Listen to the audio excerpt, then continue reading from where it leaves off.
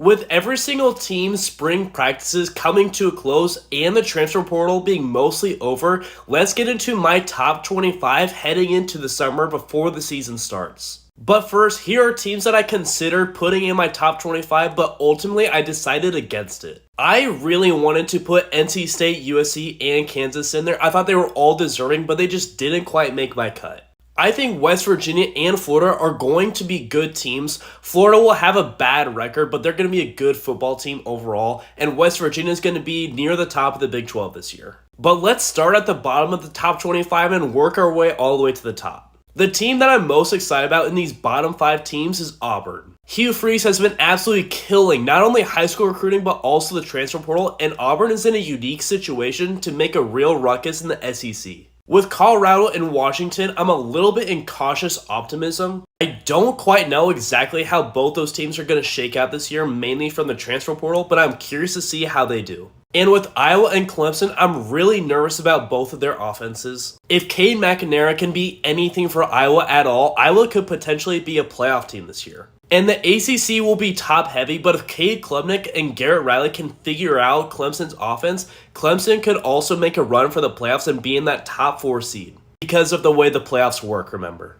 Alright, moving on from 16 to 20. There is so much variety in this category here, it's almost insane. Miami could be the team to win the ACC this year. They are looking a lot like Florida State was going into the season, and Cam Ward is that dude. I think Kansas State is going to be a reliable team this year, probably nothing great, but a very good team. Oklahoma, I think, will also be a good team, but I think their schedule is so difficult that they're only going to win 7 or 8 games this year. And I'm super curious to see how Tennessee and Arizona both do. Moving on, this is where things start to get interesting. I am so excited to see what Garrett Nussmeier and LSU are going to do this year. They are absolutely a contender to win the SEC, I just don't know if they're going to do it. If you look at Notre Dame's schedule, they should go 11-1 and be in the college football playoffs this year. And Florida State with DJU is going to be special.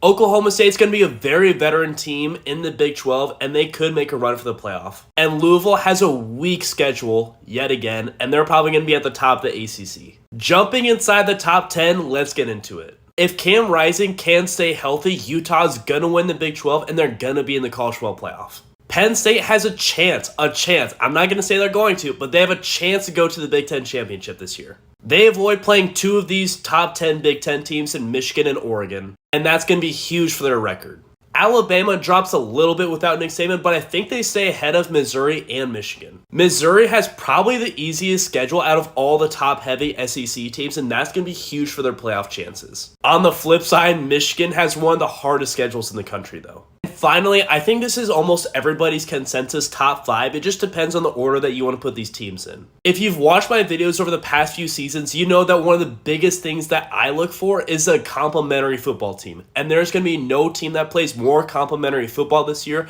than Ohio State. They are my number 1 team. I really thought about putting Texas number 1 because of Quinn Ewers and that offensive line, but I just think Ohio State has a slight edge on them right now. The one thing that made me put Georgia and Oregon behind Ohio State and Texas was how many players that they lost to the NFL draft this year. But the margin between these 4 teams is like neck and neck. It is almost indescribable how close these teams are. Let me know in the comments what you would change about this top 25, and if you want me to talk about any single team's position, I'd be happy to go over why I'd put them higher or lower than other teams.